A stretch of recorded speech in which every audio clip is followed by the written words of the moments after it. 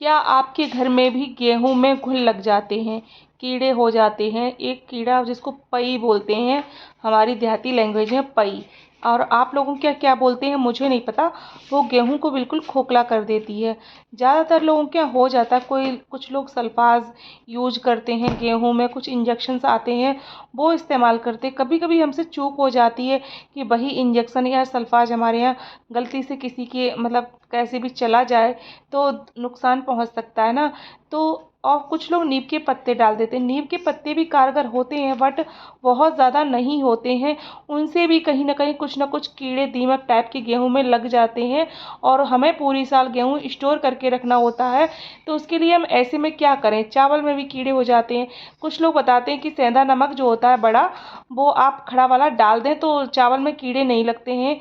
ये तो मैंने भी किया है। पारस की जो टेबलेट आती हैं, बहुत से लोग वो भी घुन में चावल में और गेहूं में डालते हैं, बट वो भी नुकसानदायक है क्योंकि कभी हम गेहूं का मतलब साफ करते हैं तो एक आध अगर साथ में चलेगी तो पिस जाएगी तो बहुत ज़्यादा नुकसान हो जाएगा, जो भी खाएगा उसको दिक्कत हो जाएगी। तो मैं ऐसी घरेलू रेमेडी 2 लेकर आई हूँ जिससे आप साल भर तक गेहूं बहुत आसानी से स्टोर कर सकते हैं, वो भी किसी नुकसान के मतलब आपको कोई नुकसान नहीं होगा।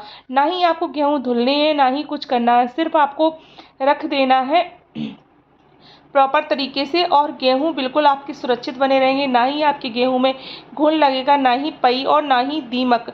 ना ही सुखाने की ज़रूरत पड़ेगी, ना ही आपको पीसना करने की ज़रूरत पड़ेगी।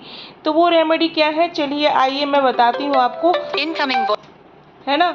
तो देखिए, और इस तरह से कुछ लोग परेशान होते हैं, गेहूं सुखाते हैं, क्या करते हैं भाई, गेहूं हमारे अन्नदाता हैं, इनको अगर हम खाएंगे नहीं तो हमारे साथ क्या होगा? कुछ नहीं होगा, क्योंकि आप कुछ भी खा लो, रोटी एक ऐसी चीज़ है, अगर आपने रोटी नहीं खाई ना तो सब बेकार है। रोटी के बिना कुछ नहीं है और रोटी ही हमारा जीवन है, यानी कि अन्न और गेहूं वो दोनों ही हमारा जीवन है, उसके बिना सब कुछ बेकार है।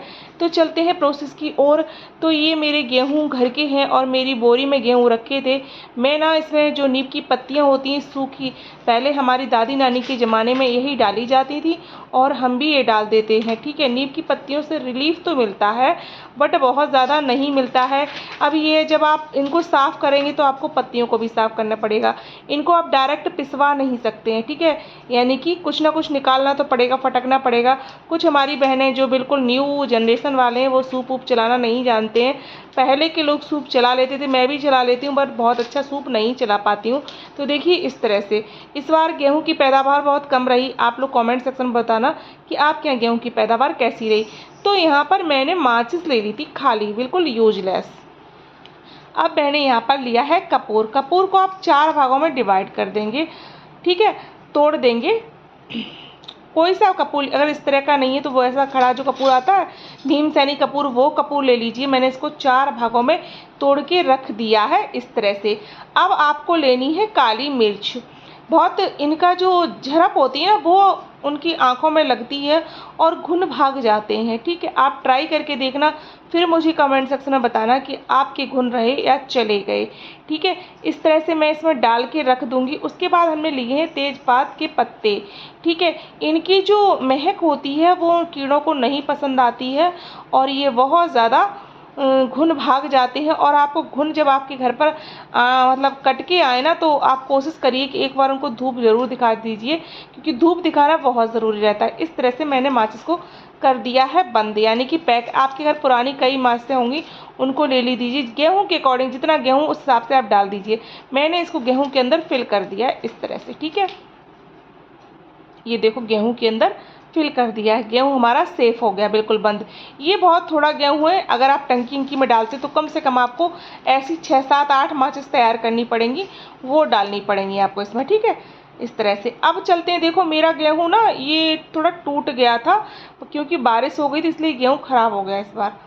अब चलते हैं दूसरी प्रोसेस की ओर। तो यहाँ पर मैंने कुनेल की टैबलेट ले ली थी। सभी लोग जानते होंगे ये हमारे ऊनी कपड़ों में और मच्छर भगाने में बहुत ज़्यादा लाभकारी होती हैं। मैं अपने जब ऊनी कपड़ों को स्टोर करती हूँ, सर्दियों वाले कपड़ों को, तो मैं ये टैबलेट ज़रूर डालती हूँ क्योंकि, और मैं अपने बेड एड में भी डाल देती हूँ। और अच्छा एक बात और बताऊँ, अगर आपके घर में छिपकली बहुत आती है उस एरिया में भी डाल दो तो छिपकली भी नहीं आती हैं। ये भाई बहुत कमाल की टैबलेट है, एक टैबलेट है ये। तो फिर मैंने ना इसको एक टैबलेट को ले लिया था। कुछ लहसुन लेने हैं आपको 4-5। इसमें भी आपको गेहूं के हिसाब से माचिस तैयार करनी पड़ेगी, तो इनकी ऊपर वाली ये चीज़ जो है वो हटा दीजिए, ठीक है। कटपिट नहीं करना है लहसुन को, इस तरह से ले लीजिए, ज़्यादा ले लीजिए कम ले लीजिए। इस टाइम गर्मी है ना, तो लहसुन थोड़ा सूख जाता है। आप हरा एकदम ताज़ा वाला जो लहसुन है वो लीजिए, क्योंकि उसकी बहुत झरपीला होता है। इससे ना आपको कोई दवा नहीं रखनी पड़ेगी, कुछ नहीं रखना पड़ेगा। अब मैंने इसको भी इसमें स्टोर कर दिया। कपूर की जो ये कुनैन की टैबलेट है, इसकी भी महक बहुत ज़्यादा होती है, तो इससे कीड़े बहुत दूर रहते हैं। अब आपको करना क्या, कोई भी पुरानी एक्सपायर्ड टैबलेट आपके घर में पड़ी होगी, और जहाँ तक तो जो सरकारी अस्पताल वाली टैबलेट होती है वो ज़रूर ले लेना अगर मिल जाए तो, क्योंकि वो ज़्यादा महकती हैं। ये टैबलेट जो होती हैं प्राइवेट वाली कम महकती हैं, और जो गवर्नमेंट हॉस्पिटल वाली होती हैं उनमें महक बहुत ज़्यादा, यानी कि बदबू बहुत आती है, तो वो ज़्यादा काम करती हैं। इस तरह से कुछ मैंने नीम के पत्ते ले लिए थे, वो भी मैंने इसमें डाल दिए थे, ठीक है। आप छोटे छोटे पीसेस में पॉलीथिन को कई भागों में फाड़ लीजिए। छोटा पुराना कोई कॉटन का कपड़ा ले लीजिए, उसमें इनको गांठ बांध के रख लीजिए। ज़रूरी नहीं कि माचिस ही हो आपके पास। अब देखिए फिर मैं इनको रख दूंगी। मैं ये आपको एक तरीका दिखा रही हूँ कि आप ऐसे अपने गेहूं को सेव कर सकते हैं। इस तरह से देखिए कर दिया। यहाँ पर आप मैंने बताया था कि पॉलीथिन में कर सकते हैं। कोई भी टुकड़ा ले लीजिए कपड़े का, कुछ भी ले लीजिए, उसमें आप इसको डाल दीजिए, ठीक है। और आपके गेहूं पूरी साल सेफ रहेंगे। आप स्टोर करके रखिए, और कमेंट सेक्शन में बताना कि आपको मेरी जानकारी कैसी लगी। आप मेरा वीडियो कहाँ से वॉच करें ये भी मुझे कमेंट सेक्शन में बताएं। और वीडियो को, छोटा सा वीडियो है, फुल वॉच जरूर करें। तब तक के लिए टेक केयर, बाय बाय। मिलते हैं नेक्स्ट वीडियो में।